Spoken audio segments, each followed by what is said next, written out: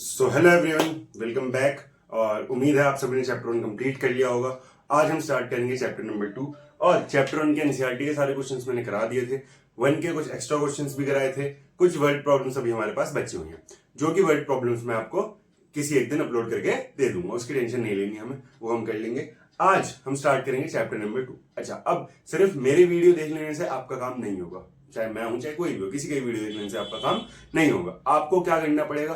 आपको पढ़ना पड़ेगा। पढ़ना तो पड़ेगा इन द सेंस आपको क्वेश्चन खुद से सॉल्व करने पड़ेंगे, आपको प्रैक्टिस करनी पड़ेगी। मैंने इसलिए प्रैक्टिस शीट अटैच करी थी लास्ट वीडियो में। प्लीज जाओ, वो प्रैक्टिस शीट डाउनलोड करो और वहां से प्रैक्टिस करो अच्छे से। ठीक है, आज स्टार्ट करते हैं हम चैप्टर नंबर 2। अब अगर मैं चैप्टर नंबर 2 की बात करूं तो चैप्टर नंबर 2 का नाम है मेरा पॉलिनोमियल। बहुत अच्छा चैप्टर, बहुत इंटरेस्टिंग चैप्टर। थोड़ा सा मैं आपको क्लास 9 पहले रिविजिट कराऊंगा। ठीक है, मैं पहले आपको क्लास 9 रिविजिट कराऊंगा, उसके बाद हम क्लास 10 पे चलेंगे। अब अगर मैं आप सभी से पूछूं पॉलिनोमियल क्या है, तो आप लोग क्या कहोगे? भैया पॉलिनोमियल क्या होता है? An algebraic expression. ठीक है, एन एल्जेब्राइक एक्सप्रेशन। एक्चुअल में क्या है भैया? एक्सप्रेशन है whose power of variable is always a whole number. Please पहले इतना नोट करो, देन उसके बाद हम समझने की और आगे बढ़ते हैं। एग्जाम्पल मैं यहां पे लिख दे रहा हूं 4x plus 7y 7x square plus 6y cube etcetera. ठीक है, मैथ्स में आई डोंट नो लिखते हैं नहीं लिखते एटसेट्रा।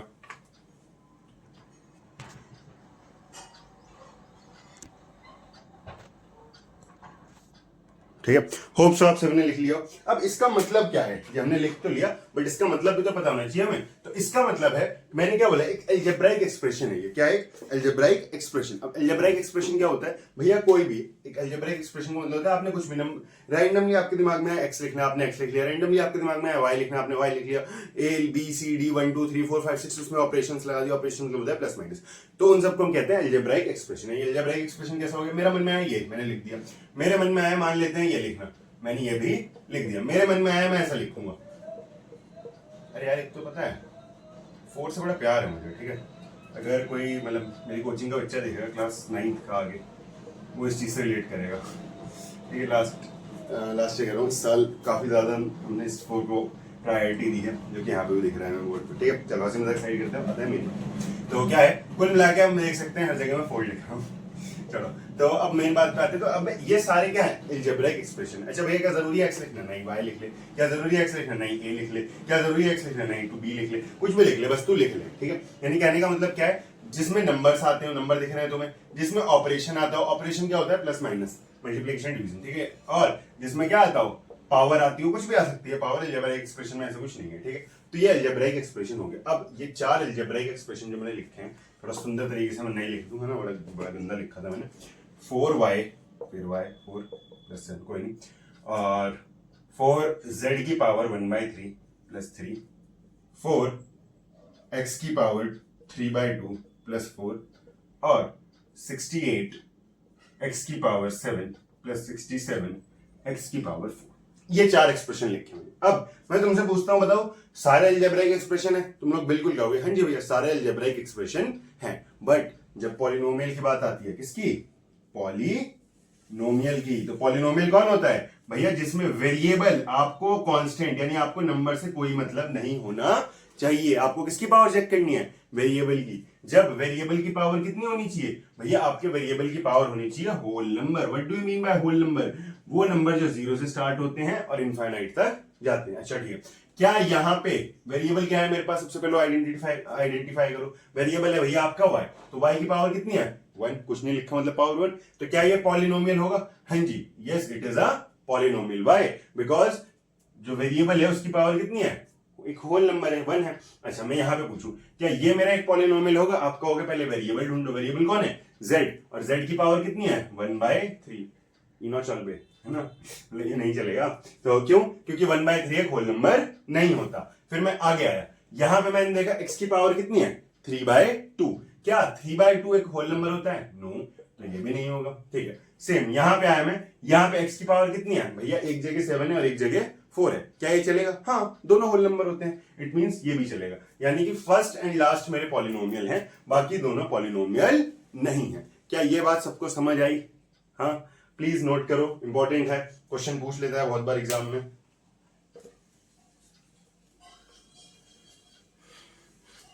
अब पॉलिनोमियल क्या होता है, अगर मुझे वो समझ आ गया तो मैं एक दो क्वेश्चन देखता हूं तुम लोगों को, ठीक है।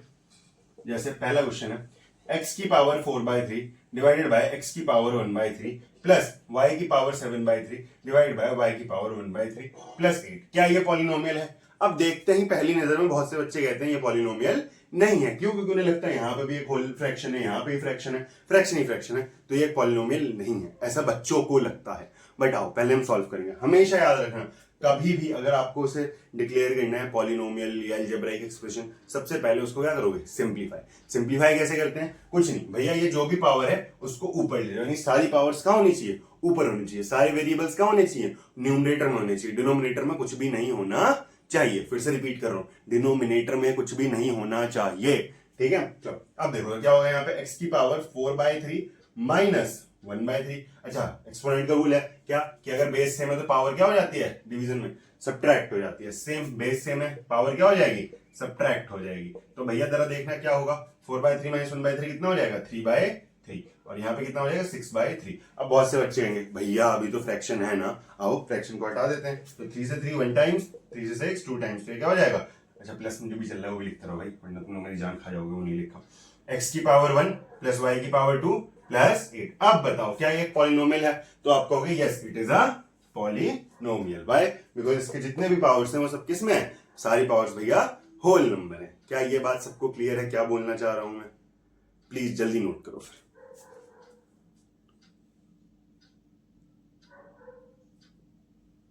चलो आगे बढ़ते हैं, होप सो आप सभी ने नोट कर लिया हो। अब अगर मैं इसका एक और एग्जांपल लूं,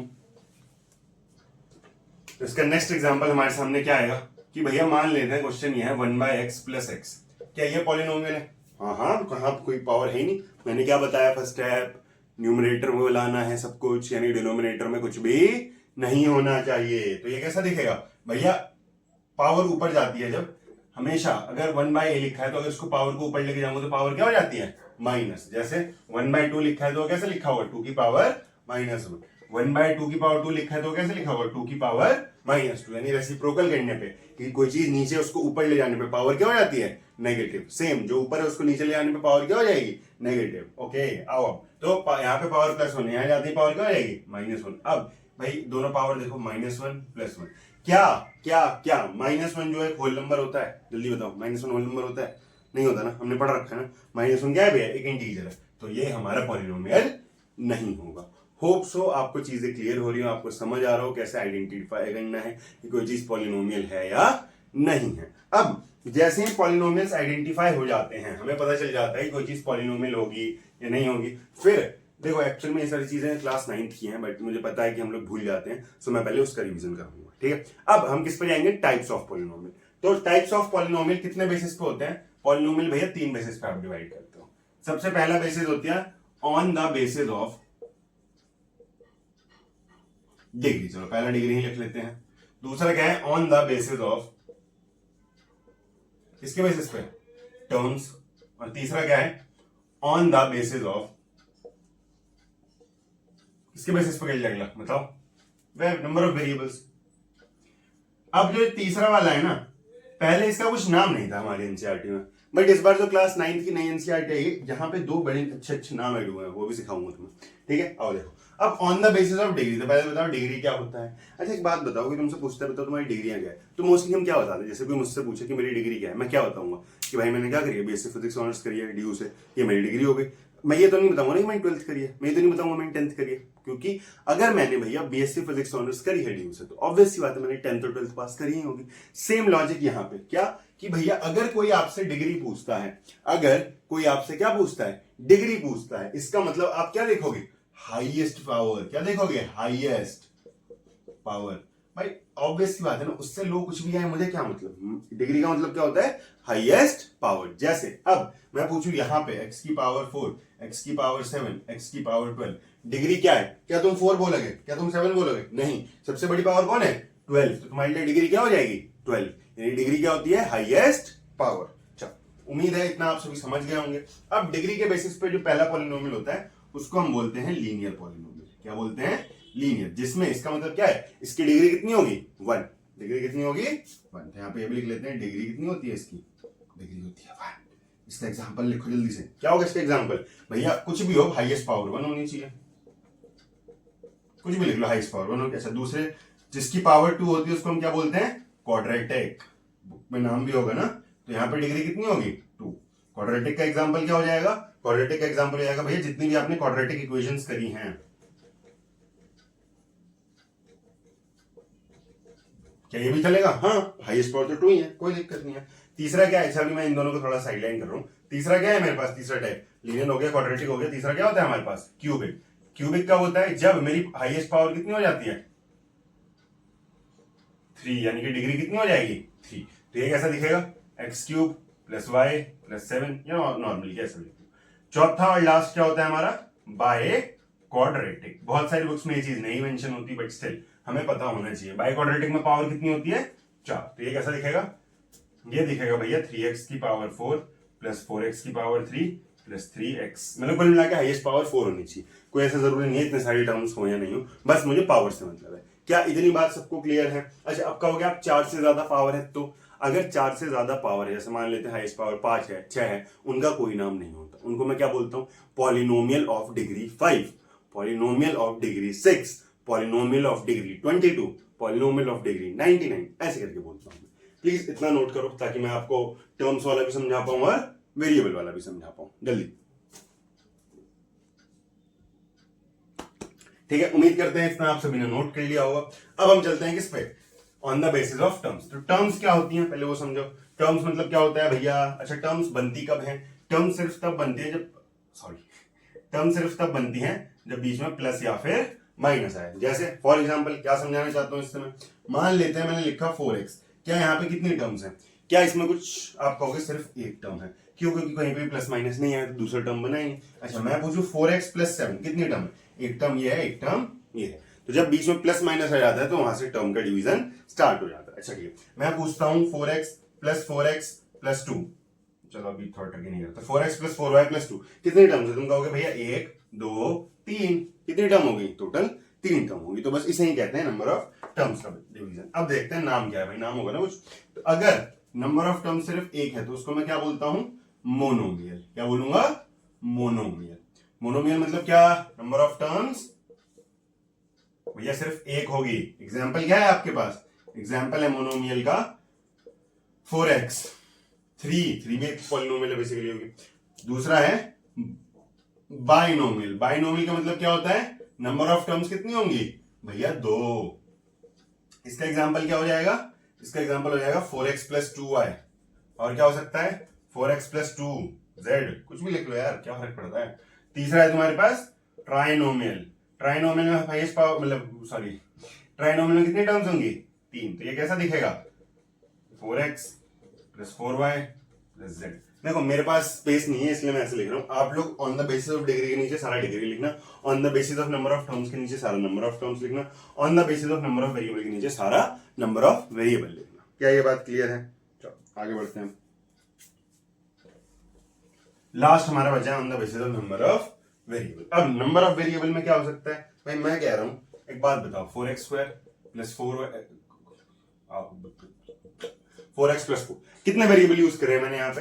आप लोग कहोगे भैया आपने सिर्फ x यूज करा है, कितने भी टर्म्स है भाई, टर्म्स से मुझे मतलब नहीं, मैंने बस ये बोलना है ना वेरिएबल देखने, कितने वेरिएबल इसमें सिर्फ एक। तो जब नंबर ऑफ वेरिएबल एक होते हैं तो उसे हम क्या बोलते हैं, यूनिवेरिएट। क्या बोलेंगे, यूनिवेरिएट। कब, जब नंबर ऑफ वेरिएबल एक होंगे। तो इसका एग्जांपल क्या हो जाएगा 4x² + 4x + 4। अच्छा, दूसरा होता है बाइवेरिएट। बाइवेरिएट का क्या मतलब होता है, जब नंबर ऑफ वेरिएबल कितने हो जाते हैं भैया 2 हो जाते हैं। जैसे यहाँ पे कितने वेरिएबल है इसमें, आप कहोगे x और y 2 वेरिएबल है। अच्छा, 2 से ज्यादा वेरिएबल तो कुछ नहीं बोलते यार उसको, बस सेम वही polynomial having 3 variable, polynomial having 4 variable, बस इतना ही पूछता है तुमसे। ठीक है, होप सो इतनी बातें सभी को क्लियर हो, प्लीज नोट कर लो ताकि हम आगे बढ़ सकें। चलो आगे बढ़ते हैं हम। हमने अपना बेसिक बिल्ड करने में स्टार्टिंग के 15 मिनट लगा दिए, जो कि ठीक है चलेगा, क्योंकि भाई बेसिक बिल्ड करना ज्यादा इंपॉर्टेंट है। अब अगर मैं आगे बात करूं, आगे मुझे किस चीज के बारे में बात करनी है, आगे मुझे बात करनी है रूट्स के बारे में, आगे मुझे बात करनी है जीरोस के बारे में, आगे मुझे बात करनी है सॉल्यूशन के बारे में। तीनों एक ही चिड़िया का नाम है, मतलब तीनों का मतलब एक ही होता है। अब इसको बहुत ध्यान से समझना, ठीक है। पहले मैं डेफिनेशन लिख देता हूं। Zeros are those value set for which equation leads to zero.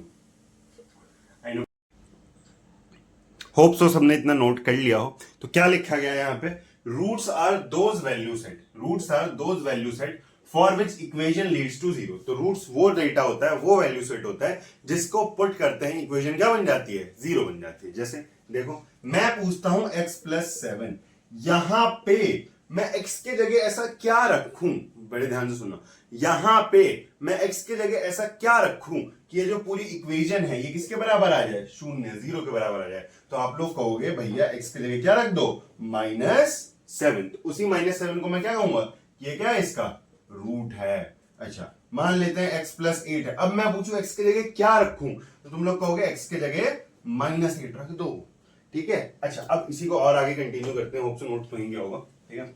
अगर मैं ऐसे ही तुमसे पूछता हूं, बताओ x² + 4x + 3, अब यहां पे x की क्या वैल्यू होगी कि ये जो इक्वेशन है वो जीरो के इक्वल आ जाए। क्या किसने कर रखा है, कर तो रखा होगा 9th क्लास में, बट कितने बच्चों को याद है, पॉइंट ये है, क्योंकि हम भूल जाते हैं, ठीक है। बट कोई नहीं, हम याद रिकॉल करने की कोशिश करेंगे। तो यहां पे जब भी बेटा याद रखना, क्वाड्रेटिक इक्वेशन आ जाए, क्या आ जाए, क्वाड्रेटिक इक्वेशन। आपको क्या करना है भैया, आपको करना है मिडिल टर्म स्प्लिटिंग। क्या करोगे, मिडिल टर्म स्प्लिटिंग, बस सिंपल। कौन सी बहुत हार्ड बात है भाई, स्प्लिटिंग तो हमें आती है, देखते हैं आती नहीं तो वहां सीखेंगे। जैसे मिडिल टर्म स्प्लिटिंग क्या कहता है भैया, आगे इसका कोएफिशिएंट 1। अच्छा, अब 2-3 चीजें बहुत इंपॉर्टेंट है मिडिल टर्म स्प्लिटिंग में, 2-4 साइन। फर्स्ट, अगर मैं अपने तरीके से बताऊं, x² हमेशा क्या होना चाहिए मेरा, पॉजिटिव। ये मेरे रूल्स है। पहला चीज, x² हमेशा पॉजिटिव होना चाहिए। अच्छा, कांस्टेंट का जो साइन है वो क्या है, इंपॉर्टेंट है, याद रखना। अभी समझाऊंगा क्यों इंपॉर्टेंट है, लिख लेते हैं चलो, बिकॉज चलो नहीं लिखा अभी। और तीसरी चीज, बस दो चीजें बहुत नहीं लिखो, पहले x² हमेशा पॉजिटिव होना चाहिए और कांस्टेंट का साइन इंपॉर्टेंट होता है। चलो अब आओ क्वेश्चन देखो, क्या यहाँ पे x² को हमेशा पॉजिटिव दिख रहा है मुझे यहाँ पे, हाँ। अब मिडिल टर्म स्प्लिटिंग ऐसे कहता है कि मल्टीप्लाई करके आपको कॉर्नर मोस्ट वैल्यू चाहिए, तो मल्टीप्लाई करके मुझे क्या लाना है, 1 3 3। अच्छा, अब मैंने क्या बोला, कांस्टेंट का साइन इंपॉर्टेंट है। यहां पे कांस्टेंट का साइन कितना है, 1, सॉरी यहां पे कांस्टेंट का साइन कितना है, प्लस, यानी कि मुझे दोनों नंबर को क्या करना है, ऐड करना है। दो नंबर्स को ऐड करके 4 बनाना है, यानी कि मुझसे क्वेश्चन नहीं है, you have to choose 2 numbers, आपको 2 नंबर चूज करने हैं। ऐसे चूज करने हैं कि उनको मल्टीप्लाई करके 3 है और प्लस करके 4 है। तो ठीक है, मुझे दिख रहा है भाई क्या, 3 1 3 और 3 + 1 4। फिर से बोल रहा हूं, 3 1 3 और 3 + 1 4। अगर मैं ये चीज कर दूंगा तो ये कैसा दिखेगा, x² + 4x को मैं क्या लिख सकता हूं, 3x + x। अच्छा, अब देखो भाई, मैं कह रहा हूं क्या इधर आपको कुछ कॉमन दिख रहा है दोनों में, x² और 3x में, भैया x तो दोनों के अंदर आ रहा है तो x कॉमन ले लो। तो यहाँ पे क्या बचेगा, यहाँ पे सिर्फ x बचेगा, और यहाँ पे क्या बचेगा, x तोड़ गया तो क्या बचेगा, बस 3 बचेगा। अच्छा, अब देखो मैं कह रहा हूं क्या इन दोनों में कुछ कॉमन नहीं है। अगर कभी भी कुछ कॉमन नहीं होता ना, तो कॉमन कितना लेते हैं, 1 लेते हैं। कितना कॉमन लेते हैं, 1 लेते हैं। तो यहाँ पे कॉमन कितना ले लूंगा मैं, 1। तो मेरे पास फिर से क्या बच जाएगा, x + 3, क्योंकि कुछ कॉमन नहीं है ना। अब देखो भाई, मैं कह रहा हूं ये मेरी एक टर्म है, ये मेरी एक टर्म है। क्या मैंने आप लोगों को यही सिखाया है, जब बीच में प्लस होता है तब सेपरेट होता है? हाँ जी भैया, आपने यही सिखाया है। अब यहां से मैं कह रहा हूं क्या मैं x + 3 कॉमन ले सकता हूं, बिल्कुल दोनों में। अगर x + 3 कॉमन ले लिया, यहां से क्या बचेगा आपके पास, यहां से बचेगा x, और यहां से क्या बचेगा, यहां से बचेगा +1। तो ये दोनों इसके क्या हो जाएंगे, फैक्टर। रूट से एक स्टेज पहले जो आता है उसको मैं क्या बोलता हूं, फैक्टर। यानी ये क्या, एक क्वाड्रेटिक पॉलिनोमियल था, उसको मैंने फैक्टराइज करा, 2 फैक्टर आए। अब मैंने क्या निकालना है, रूट्स निकालना है। रूट्स मतलब क्या, मैं चाहता हूं मेरी इक्वेशन किसके बराबर हो जाए, 0 के बराबर हो जाए। मैं क्या चाहता हूं कि मेरी इक्वेशन क्या हो जाए, 0 के बराबर। अच्छा, अब एक बात बताओ, अगर 2 नंबर मल्टीप्लाई में है और उनको अगर 0 होना है, तो मैथमेटिक्स हमेशा कहती है, मतलब हमारे लेवल की मैथमेटिक्स अभी, ठीक है, 9 10 11 12 तक की, 12 तक की मैथमेटिक्स हमेशा ये कहती है कि भैया अगर 2 नंबर है और उनका प्रोडक्ट 0 है, इसका मतलब क्या है, या तो a 0 होगा या तो b 0 होगा, तभी पॉसिबल है। वरना तुम कोई भी 2 नंबर ले लो, उनका प्रोडक्ट कभी 0 नहीं हो सकता।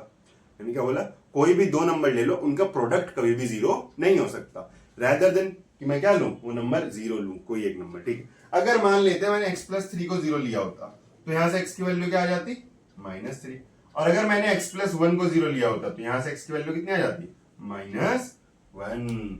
ओके, यानी अब इस बार रूट्स कितने हो गए, -3 और -1। क्या ये बात आप सभी को समझ आई, रूट्स निकालना क्या होता है, कैसे निकालते हैं, पक्का नोट करो। फिर जिनको नहीं है उनके लिए एक और एग्जांपल लेंगे, टेंशन मत लेना। चल, होप सो नोट हो गया हो, अगला एग्जांपल देखते हैं।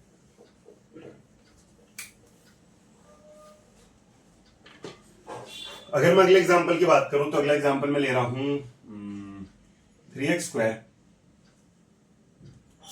Plus 11x plus 6। अब जरा देखते हैं इस बार क्या बोला, क्या x स्क्वायर का साइन पॉजिटिव है, हाँ जी भैया पॉजिटिव है, ठीक है। यानी कि क्या है, अब सब आगे कर सकता हूं, हाँ मल्टीप्लाई करके कितना चाहिए इस बार, मल्टीप्लाई करके भैया चाहिए आपको 18। अब मैंने क्या बोला था, ये कांस्टेंट वाला साइन बहुत ज्यादा इंपॉर्टेंट है। ये कांस्टेंट का साइन क्या है, प्लस का। इसका मतलब क्या है कि दोनों नंबर कैसे होने चाहिए, मतलब दो नंबर को मुझे क्या करना पड़ेगा, प्लस करना पड़ेगा। तो दो नंबर को प्लस करके कितना लेके आना है मुझे, 11। क्या क्वेश्चन समझ आया, मल्टीप्लाई करके 18 प्लस करके 11। अब देखो, अब भाई दो नंबर सोचो इनको मल्टीप्लाई, अच्छा अब देखो जिसको ऐसे ना समझ आए ना, प्लीज यहाँ पे फैक्टर करा करो ऐसे, 18 का फैक्टर करो 2 9 फिर 3 से, अब 18 के फैक्टर क्या हो गए, 2 इंटू 3 इंटू 3। अब देखो पेयर बनाना स्टार्ट करो, तुम्हें पता है इन सबको मल्टीप्लाई करके 18 आएगा, बस तुम्हें वो पेयर ढूंढना है जहां प्लस करके 11 आ जाए।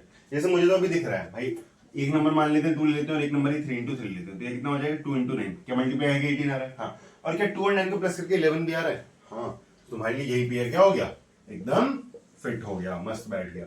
चलो लिख लिया मैंने ऐसे। अब यहाँ पे क्या कॉमन है भाई, क्या यहाँ पे 3x कॉमन है, आप कहोगे हाँ, तो यहाँ पे क्या बचेगा बस x, और यहाँ पे क्या बचेगा बस 3। अच्छा यहाँ पे क्या कॉमन है, आप कहोगे 2, दोनों में 2 आ रहा है, तो यहाँ पे क्या बचेगा, इसमें से x, और यहाँ से क्या बचेगा 3। अब अगर मैं x प्लस 3 कॉमन ले लूं तो मेरे पास अब क्या बचेगा 3x प्लस 2।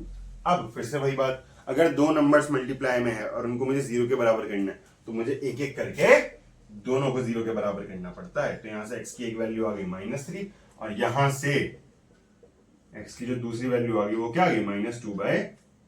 तो दोनों वैल्यू मैंने नोट डाउन कर दी है, प्लीज जल्दी से लिखो और समझ आए तो बताओ मुझे।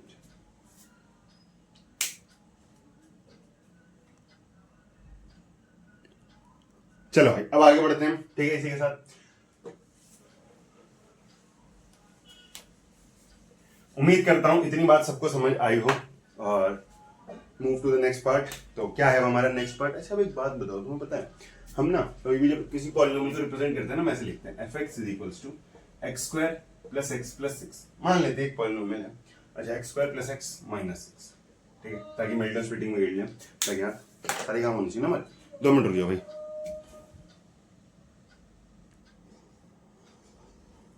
ठीक है भाई, तो इस क्वेश्चन को देखते हैं। तो ये हमारे पास क्वेश्चन है। अब पहले तो मैं आपको मेल्टन स्प्लिटिंग सिखा दूं कैसे करेंगे। हाँ भाई, तो मैंने क्या बोला था कि एक्स स्क्वायर पॉजिटिव है, हाँ जी। उसके बाद अब क्या देखते हैं भैया, आपको मल्टीप्लाई कितना चाहिए, यहाँ पे कुछ नहीं है तो 1 होगा, -6, और आपको अब इस बार ये साइन क्या है माइनस, तो दोनों नंबर को आपको क्या करना पड़ेगा इस बार, माइनस करना पड़ेगा। यानी कि सब्ट्रैक्ट करके आपको कितना चाहिए, कितना आ रहा है सब्ट्रैक्ट करके +1। तो अब दो नंबर आपको ऐसा सोचना है जिसको मल्टीप्लाई करके 6 है और माइनस करके 1 है। तो मैंने तो सोच लिया क्या, 3 और 2, 3 2 6, और 3 में से 2 माइनस करेंगे तो 1 भी आ रहा है, ठीक है। तो कैसा हो जाएगा x square plus 3x minus 2x minus 6। अब एक बहुत इंपॉर्टेंट बात, क्योंकि यहाँ पे साइन प्लस का था इसलिए बड़े नंबर पे प्लस का साइन आया, तो 3 - 2 प्लस का 1 हो जाएगा ना। अगर यहाँ पे माइनस का साइन होता तो यहाँ पे -3x प्लस 2x होता, ठीक है। x कॉमन ले लिया तो x प्लस 3 हो गया, यहाँ पे क्या कॉमन ले लूं -2। शब्द देखो, एक चीज याद रखना, जब भी आप मिडल स्प्लिटिंग कर रहे हैं आपके दोनों अंदर के ब्रैकेट क्या होने चाहिए, सेम होने चाहिए। अगर आप ये काम करने में सक्षम नहीं है तो आप गलत कर रहे हो। तो ये हमारे फैक्टर हो गए। अब मैं कह रहा हूं ये फैक्टर हो गए, तो एक बात बताओ भाई, ये सॉल्व करके मुझे ये 0 के इक्वल करना होता है, यही मतलब होता है। अच्छा, इस fx का एक्चुअल मीनिंग तुम लोगों को पता है क्या होता है? fx मतलब होता है फंक्शन ऑफ y। fx मतलब क्या होता है, फंक्शन ऑफ y। यानी कि जब x बदलता है तो उसके साथ कोई क्वांटिटी कैसे बदल रही है। तो हमारे ग्राफ में तो हमने दो ही चीजें पढ़ी अब तक, एक एक्स एक्सिस और एक वाई एक्सिस। तो अगर एक्स बदल रहा है, एक्स हमेशा इंडिपेंडेंट इवेंट होता है, इंडिपेंडेंट एक्सेस होती है। शायद आप लोगों ने फिजिक्स में पढ़ा हो क्या कि एक्स क्या होता है, इंडिपेंडेंट एक्सेस या फिर इंडिपेंडेंट इवेंट होता है। अब इसका मतलब क्या, एक्स इंडिपेंडेंटली अपना बढ़ेगा, जैसे जैसे एक्स बढ़ेगा या कम होगा उस पर डिपेंड कौन करेगा, वाई। तो भैया आप जो एफ ऑफ एक्स है उसके लिए क्या लिख सकते हो, वाई। क्या लिख सकते हो, वाई लिख सकते हो। किस किस को ये बात समझ आई, मैंने क्या बोला, जो एफ ऑफ एक्स है, क्योंकि किसी भी फंक्शन को आप ऐसे डिनोट करते हो भाई। कोई भी इक्वेशन लिखी है, इक्वेशन कह रहा हूँ, कोई भी पॉलिनोमियल लिखा है उसको आप कैसे लिखोगे, f x is equals to this that. ठीक है, आपने ये लिखा, उसके बाद आपने इस एफ एक्स को क्या बोल देना है, वाई। वाई मतलब वाई क्यों बोल देना है, वाई बोल रहा था मैं वाई नहीं बोल रहा था। ठीक है, वाई वाई, तो वाई वाई का मतलब ये है कि क्यों, वाई क्यों वाई इसलिए क्योंकि भैया कि हमारा जो ग्राफ होता है उसमें वाई ही है जो एक्स का फंक्शन होता है। अब मैंने क्या बोला, मुझे क्या करना होता है, इसको अगर मुझे रूट्स निकालने हैं तो इसको शून्य के बराबर रखो, 0 के बराबर रखो। ओके, इसका मतलब बहुत ध्यान से सुनो, क्या इसका मतलब मैं ये कहना चाहता हूं कि अगर मुझे रूट्स निकालने हैं, क्या कहना चाहता हूं कि अगर मुझे रूट्स निकालने हैं तो इसको 0 के इक्वल रख दो। और ये क्वांटिटी किसके बराबर थी, जल्दी जल्दी जल्दी, ये क्वांटिटी किसके बराबर थी भैया, वाई के बराबर। किसके बराबर थी, वाई। ओके, मतलब अगर आपको रूट्स निकालने हैं तो आप वाई को क्या कर दो, 0 कर दो। किस किस को ये बात समझ आई भाई, बहुत इंपॉर्टेंट है। अभी तुम्हें मजाक लग रहा होगा बट प्लीज याद रखना, अगर आपको रूट्स निकालने हैं तो वाई को क्या करना पड़ेगा, 0 करना पड़ेगा। ठीक है, अच्छा वाई 0, अब थोड़ा ग्राफिकली समझे इस चीज को, आओ इतना नोट करो कि वाई 0 का मतलब क्या है। अब मैं इस चीज को ग्राफ पे दिखाऊं, भाई मैं कह रहा हूं 1 2 3 1 2 3 1 2 मैं कह रहा हूं कहां पे y की वैल्यू 0 होती है, क्या यहां पे y की वैल्यू 0 है, 0 है नहीं है, नहीं यहां पे है। यहां पे y की वैल्यू कितनी होगी आप लोगों को अगर पता हो तो, क्या ये 0.1, 0 होगा, क्या ये 0.2, 0 होगा, और क्या ये 0.3, 0 होगा। मतलब भैया आप ये कहना चाहते हो x एक्सिस पे आपके y की वैल्यू क्या होती है, 0 होती है। अच्छा, थोड़ा थोड़ा समझ आ रहा है क्या बोलना चाहते हो। आप ये बोलना चाहते हो कि अगर मान लेते हैं मैंने एक लाइन ड्रॉ करी, मैंने एक कर्व ड्रॉ करा, और अगर वो x एक्सिस पे कट कर रहा है, इसका मतलब वहां पे जीरोस लोकेट होंगे।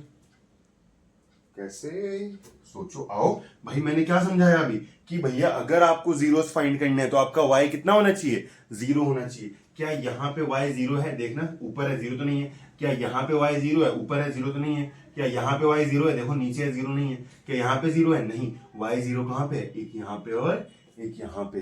तो अगर तुमसे कोई ग्राफिकली कभी पूछता है कि बताओ जीरोस कैसे निकालेंगे, तो ग्राफिकली जीरोस कैसे निकलेंगे, जब मेरा फंक्शन जो होगा वो एक्स एक्सिस को क्या करेगा, 0 कट करेगा। आओ देखो देखो देखो, बहुत अच्छा क्वेश्चन है, बहुत अच्छी चीज समझो, समझो देखो। और इसी एक समझने से, इसी एक समझौते से हमारी फर्स्ट एक्सरसाइज कंप्लीट भी हो जाएगी। पता है, जैसे मैंने तुमसे पूछा, हाँ भाई यहां पे कितने रूट्स होंगे, तुम्हें पता है रूट्स कब बनते हैं, जब वो एक्स एक्सिस को टच करता है या कट करता है। तो एक जगह यहां कट करा, 2 3 4, तो इसके कितने रूट्स होंगे, 4 होंगे भैया। तो यहां पे कितने आ जाएंगे, 4 आंसर, या 4 रूट्स। इसके कितने रूट्स होंगे, 1 2 3, तो इसके हो जाएंगे 3 रूट्स। अच्छा मुझे एक टर्म लिखनी थी, रियल रूट्स लिखने चाहिए मुझे यहाँ पे, 4 रियल रूट्स, 3 रियल रूट्स। ठीक है, हाँ भाई इसके कितने रूट्स होंगे भैया, कुछ गंदा सा तो आपने बनाया बट कहीं पर भी ये टच नहीं कर रहा, तो इसके 0 रियल रूट्स, और 0 रियल रूट्स को मैं बोलता हूं नो रियल रूट। यहां देखो इसके कितने होंगे, तो क्या इसने मतलब 2 बार कट करा है, नहीं टच तो यही कर रहा है ना, तो इससे कितने रियल रूट्स रहेंगे, 1 रियल रूट। अभी आप धीरे धीरे समझोगे कि किसको क्या बोलते हैं, कैसे बोलते हैं, बस अभी के लिए इतना समझो। और अगर मैं आपकी एनसीईआरटी की फर्स्ट एक्सरसाइज देखूं तो आपकी फर्स्ट एक्सरसाइज में भैया जी, हाँ जी, तो फर्स्ट एक्सरसाइज आपकी बस यही है कि आपको बताने हैं कितने नंबर ऑफ जीरो थे। तो हमने हंसी मजाक में क्लास 9th का रिवाइज करते करते ही फर्स्ट एक्सरसाइज सॉल्व कर लिया। और क्या चाहिए बताओ, है ना। चलो फिर आगे बढ़ते हैं, इसी के साथ उम्मीद करता हूं कि आप लोगों ने नोट कर लिया हो। अब आगे मेरी बात सुनते रहना, ठीक है, इंटरेस्टिंग चीजें मैं बताता हूं तो सुनते रहो, मजा आएगा।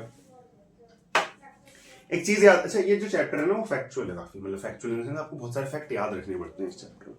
तो पहले आओ फैक्ट याद करते हैं। अब फैक्चुअल चीजें से मेरा क्या कहने का तात्पर्य है, क्या मतलब है? तो फैक्चुअल चीजें से मेरा मतलब है कि आओ पहली चीज तो मैं दिखाता हूं कि अगर मेरे पास एक क्वाड्रेटिक पॉलिनोमियल है, क्वाड्रेटिक पॉलिनोमियल है क्या है, पहले तो ये बताओ। हाँ भैया, क्यों? क्योंकि हाईएस्ट पावर कितनी है 2, तो इसके कितने रूट्स आ सकते हैं भैया? इसके 2 रूट्स आ सकते हैं। अच्छा, अगर मेरे पास एक क्यूबिक पॉलिनोमियल है, इसके कितने रूट्स आ सकते हैं? तो आप बोलोगे इसके 3 रूट्स आ सकते हैं। अच्छा, अगर मेरे पास एक बाई क्वाड्रेटिक पॉलिनोमियल है, इसके कितने रूट्स आ सकते हैं? आप बोलोगे इसके 4 रूट आ सकते हैं। इसका मतलब क्या है? जितनी हाईएस्ट पावर उतने रूट आ सकते हैं। अच्छा, मैं बार बार बोल सकता हूं आ सकते हैं, मैंने ये नहीं बोला इतने ही आएंगे। क्यों? क्योंकि एक ग्लिच है इसमें, लोचा है। आओ देखते हैं क्या लोचा है। जैसे मैं बात करता हूं कुछ चीजों की, जैसे पहली बात मैं करता हूं लीनियर इसकी, x² + 4x + 6। चलो ठीक है, थोड़ा अच्छा सा क्वेश्चन देखेंगे। x² + 4x + 4। अब जब मैं इसका ग्राफ बनाऊंगा ना, तो इसका ग्राफ कुछ ऐसा बनेगा, ठीक है? तो अब एक बात बताओ, इसकी हाईएस्ट पावर कितनी है? 2। बट क्या इसके 2 जीरो आ रहे हैं? तुम लोग तो देखोगे तो भैया एक जगह ही टच कर रहा है, तो ये तो गलत है। नहीं, गलत नहीं है। ये जो मैंने तुम्हें पढ़ा है ना कि 2 जीरो आ सकते हैं, ये क्या है? एट मोस्ट 2 जीरो आ सकते हैं। बिकॉज जीरोस जो होते हैं, अच्छा जीरोस हो गए, रूट्स हो गए, सेम बात है। बिकॉज जीरोस या रूट्स जो होते हैं वो 2 टाइप के होते हैं। रूट्स कितने टाइप के होते हैं? 2। पहला इमेजिनरी, अच्छा पहली तो, और दूसरा रियल। अब मैंने अगर बोला, ठीक है, मैंने बोला कि अगर मान लेते हैं पावर 4 है तो कितने रूट्स आ सकते हैं? 4। तो भाई ऐसा भी तो हो सकता है ना, 3 इमेजिनरी हो जाए 1 रियल हो जाए। ऐसा भी हो सकता है 2 इमेजिनरी हो जाए 2 रियल हो जाए। ऐसा भी हो सकता है 4 इमेजिनरी हो जाए 0 रियल हो जाए। ऐसा भी हो सकता है 0 इमेजिनरी हो जाए और 4 के 4 रियल हो जाए। यानी ये कहने का मतलब क्या है कि अगर मैं कहीं पे भी ये लिखता हूं कि x² + 4x + 6, बताओ इसमें कितने जीरोस होंगे? तो क्या मैं ये बोलूंगा कि इसमें एग्जैक्टली 2 रियल जीरोस होंगे? नहीं, गलत है, बिल्कुल गलत है। कहीं पे भी लिखा है काट दो। क्या बोला मैंने? अगर x की हाईएस्ट पावर 2 है तो उसका सॉल्यूशन होगा एट मोस्ट 2 रियल जीरोस। क्या मतलब है इसका भैया? एट मोस्ट का मतलब होता है मैक्सिमम। मैक्स टू मैक्स 2 हो सकते हैं, 2 से कम भी हो सकते हैं, है ना? मैक्स टू मैक्स 2 हो सकते हैं, 0 भी हो सकता है, 1 भी हो सकता है, और मैक्सिमम 2 तक भी जा सकता है। ये क्या, ये बात क्लियर है आप सभी को? बहुत इंटरेस्टिंग पॉइंट है ये चैप्टर ना, मतलब मेरे दिल के बहुत पास है, ठीक है? बड़ा इंटरेस्टिंग चैप्टर, बड़ा मजेदार चैप्टर, पढ़ाने में बड़ा मजा आता है। अब आपको ये चीज आती है, क्या इतनी बातें सबको क्लियर है? तो अगर मैं तुमसे कहता हूं कि अगर x की पावर 5 है तो तुम लोग बताओ कितने जीरो होंगे? आप बोलोगे भैया मैक्सिमम 5 जीरो हो सकते हैं, यानी कि एट मोस्ट 5 जीरो। मुझे नहीं पता कितने रियल होंगे कितने इमेजिनरी होंगे, ठीक है? चलो अब आगे आते हैं। भाई मैं कह रहा हूं जब मैं क्वाड्रेटिक इक्वेशन सॉल्व करता हूं ना, मान लेते हैं कोई सिंपल सी इक्वेशन लेते हैं, x² + 7x + 6, ठीक है? तो x² + 6x + x + 6, x common लेके x + 6, यहाँ से 1 कॉमन लेके x + 6, तो यहाँ से क्या आ जाएगा? x + 1 और x + 6। अब मैंने क्या बोला? अच्छा, ये चीज एक्चुअल में किसके बराबर होती है भैया? ये जो पूरी चीज है एक्चुअल में y के बराबर। अब क्योंकि मुझे अपना सॉल्यूशन चाहिए तो मैं y को क्या कर दूंगा? 0 बना दूंगा, और जैसे ही y को 0 बनाऊंगा वो कहां पे आ जाएगा? x एक्सिस पे आ जाएगा, और जैसे ही x एक्सिस पे आ जाएगा मुझे क्या मिल जाएंगे? रूट्स मिल जाएंगे। सारी चीजें क्लियर है भाई, मजा आ रहा है, आना चाहिए। अब ये जो 2 आंसर आए ना, अब मैं सीधे आ रहा हूं क्वाड्रेटिक पे, यानी अब तक हमने सारी चीजें पढ़ ली, बेसिक हमारा ठीक है। ठीक है, अब मैं क्वाड्रेटिक पे आ रहा हूं। क्वाड्रेटिक मतलब हाईएस्ट पावर 2। अब मैं कह रहा हूं यहाँ पे 2 आंसर आ रहे हैं ना, 2 रूट्स आ रहे हैं ना, इन्हीं रूट्स को ना मैंने नाम दे दिया। क्या कर दिया? इन्हीं रूट्स को मैंने नाम दे दिया। क्या नाम दिया? पहले वाले रूट को मैंने क्या बोल दिया? अल्फा। क्या बोल दिया? अल्फा। और दूसरे रूट को मैंने क्या बोल दिया? बीटा। क्या बोल दिया? बीटा। तो अल्फा कैसा दिखेगा मुझे? ऐसा दिखेगा। बीटा कैसा दिखेगा मुझे? ऐसा दिखेगा। ठीक है, क्या ये बात क्लियर है? अल्फा क्या होता है, बीटा क्या होता है? होप सो इतनी बातें आपको क्लियर, ठीक है? तो कुछ नहीं है भाई, एक क्वाड्रेटिक इक्वेशन होगी तो 2 आंसर आएंगे। तो 2 भाई थे, दोनों का नामकरण कर दिया हमने, एक का नाम अल्फा कर दिया, एक का नाम बीटा कर दिया, बस इतना ही कहानी था इसमें। अब आगे देखो, धीरे धीरे हम आगे बढ़ रहे हैं, बहुत अच्छे फ्लो चल रहा है हमारा अभी तक। तो अब अगर मैं बात करूं ना, थोड़ी सी मैं क्वाड्रेटिक इक्वेशन की बात करूंगा अब, ठीक है? कैसा दिखता है, क्या बिहेवियर होता है, सारी चीजें इसके बारे में सीखने की कोशिश करते हैं। अब अगर मैं कहीं पे भी क्वाड्रेटिक इक्वेशन लिख रहा हूं तो पहली चीज तुम्हें ये समझ आनी चाहिए, इसकी जो जनरल फॉर्म होती है वो ऐसे होती है। क्या ऐसा ही दिखता है तुम्हें? हाँ, कि एक एक्स स्क्वायर वाला टर्म होता है, एक एक्स होता है और एक सी होता है। ठीक, एबीसी क्या है, इसके लिए कुछ नंबर होगा, एक्चुअली मुझे नहीं पता, तो मैंने जनरल फॉर्म में ये ले ली। अच्छा, दूसरी चीज, इसका ग्राफ कैसा होता है? हमेशा याद रखोगे, पेपर में आता है, इसका ग्राफ यू शेप्ड होता है। अच्छा, पेपर में यू शेप नहीं बोलते उसको, पेपर में एक्चुअल में उसका नाम होता है पैराबोला। अच्छा, ठीक है, कोई अगर बहुत महान गणितज्ञ मैथमेटिशियन देख रहा हो इसे और ऑब्जेक्टिफाई करे, तो उससे पहले मैं थोड़ा क्लियर कर दूं आप लोगों को, ये एक्चुअल में यू शेप नहीं होता, ये थोड़ा वाइड होता है, ऊपर से ओपन होता है। ठीक है, तो प्लीज कमेंट मत करना, भाई क्लास 10th के बेसिस पे बोल रहा हूँ मैं कि यू शेप होता है। चलो आगे बढ़ते हैं, ग्राफ हो गया हमारा, क्वाड्रेटिक इक्वेशन की इक्वेशन हो गई, ग्राफ हो गया। अच्छा, कितने मैक्सिमम जीरो हो सकते हैं? Maximum 2 real zeros. ठीक है, कोई दिक्कत नहीं है। अब आओ मेरी बात सुनना, ठीक है? क्या मैंने क्वाड्रेटिक इक्वेशन की सारी बातें सुन ली? ठीक है, मैंने सीख ली सारी बातें। अब तुम्हें पता है, अगर मैं इसको सॉल्व करता हूं ना, a square plus b x plus c is equal to, भाई मुझे सॉल्व करने के लिए चाहिए। अच्छा, मैं कह रहा हूं एक्स स्क्वायर को जरा कुछ ऐसा बनाते हैं, ए से डिवाइड कर दो पूरी इक्वेशन को, कर सकते हो? कुछ ऐसा हो गया। अब ये तुम्हारे पास एक इक्वेशन से आ गई, ठीक है? अब मैं तुम्हें एक बहुत प्यारी चीज दिखाऊं, बहुत मजेदार चीज दिखाऊं। जब तुम किसी इक्वेशन को सॉल्व करते हो ना, अच्छा ये चीज लिखो ना लिखो उससे कोई फर्क नहीं पड़ रहा, जब तुम किसी इक्वेशन को सॉल्व करते हो ना और तुम्हें दो रूट्स मिलते हैं, दो जीरोस मिलते हैं, अच्छा इतना नोट करो पहले, तब लिखूंगा मैं। चलो हाँ, तो जब तुम किसी इक्वेशन को सॉल्व करते हो और तुम्हें दो रूट्स मिलते हैं, दो जीरोस मिलते हैं, जैसे अगर मैं x square plus 7x plus 6 की ही बात करूं, जब मैंने इसको सॉल्व किया तो मुझे क्या मिला? -1 और -6 मिला। अब एक बहुत इंटरेस्टिंग चीज देखना भाई, मैं कह रहा हूं एक काम करते हैं, इसका नाम क्या है? अल्फा, इसका नाम क्या है? बीटा। जरा अब तक देखो, अच्छा मैं तुम्हें थोड़ा फ्लो समझाता हूं, होता क्या है। क्लास 9th में हमने पूरी पॉलिनोमियल पढ़ ली थी, क्लास 10th में, इसलिए हम क्या करते हैं? रिलेशन बिटवीन पॉलिनोमियल एंड, यानी रिलेशन स्टैब्लिश करने की कोशिश करते हैं। किस किस के बीच में? उनके प्रोडक्ट, सम के बीच में, उनके प्रोडक्ट के बीच में। कुछ नहीं समझ आया क्या क्या बोल दिया तुमने, मतलब आपने, ठीक है? चलो देखते हैं, तो क्या है भैया? अल्फा है और एक है बीटा। आओ देखो, तो मैं कह रहा हूं एक रिलेशन स्टैब्लिश करो चुपचाप शांति से, किसी को बताएंगे नहीं। मैं कह रहा हूं सम ऑफ जीरोस निकालो, ये जीरोस ही है ना, सम ऑफ जीरोस निकाल सकते हो क्या? हाँ, सम ऑफ जीरोस होगा, अल्फा और बीटा को जोड़ दो, तो अल्फा और बीटा को जोड़ोगे कितना आ रहा है भाई? -1 -6 जोड़ेंगे तो कितना आएगा? -7। अच्छा, दूसरा मैं कह रहा हूं प्रोडक्ट ऑफ जीरोस निकालो, ये दो काम ही करने हैं बस, इससे ज्यादा कुछ नहीं है। तो प्रोडक्ट ऑफ जीरोस कितना हो जाएगा? अल्फा इंटू बीटा, यानी कि प्लस का 6। अब बहुत ध्यान से देखो यार, ये प्रोडक्ट ऑफ जीरोस, यार यहाँ पे भी कुछ कुछ तो रिलेशन से बनता हुआ दिख रहा है, दिख रहा है ना? दिख रहा है, दिख रहा है, दिख रहा है ना? चलो अब मैं तुम्हें रिलेशन, एक्चुअल रिलेशन बता ही देता हूँ। होता क्या है? एक्चुअल रिलेशन होता है कि अगर कभी भी मुझसे बोल रहा है सम ऑफ जीरोस निकालना है, तो मुझे पूरा सॉल्व करने की जरूरत नहीं है। सम ऑफ जीरोस किसके बराबर होता है? -b/a। और अगर मुझसे बोला है प्रोडक्ट ऑफ जीरोस निकालना है, तो प्रोडक्ट ऑफ जीरोस किसके बराबर होता है? प्रोडक्ट ऑफ जीरोस होता है भैया c/a। इसका मतलब क्या है? आओ मतलब समझते हैं। इसका मतलब यह है कि मान लेते हैं मुझे दो रूट्स आए, वो दो रूट्स आए, उन दोनों रूट्स को अगर मैं प्लस करूंगा ना, तो वो हमेशा किसके रेशियो के बराबर होगा?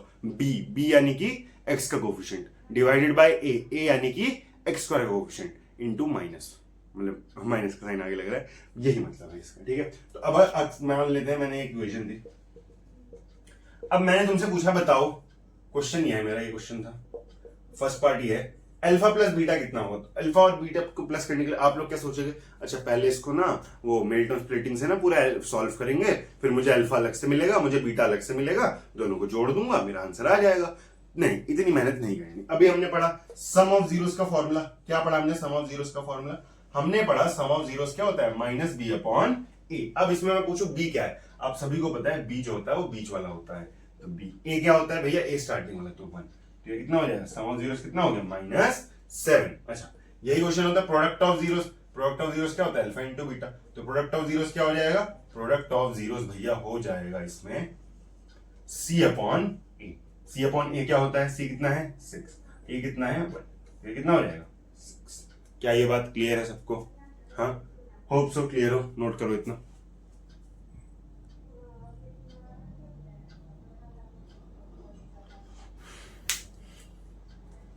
चलो आगे बढ़ते हैं। अब एक आधा क्वेश्चन एनसीईआरटी का देखते हैं हम।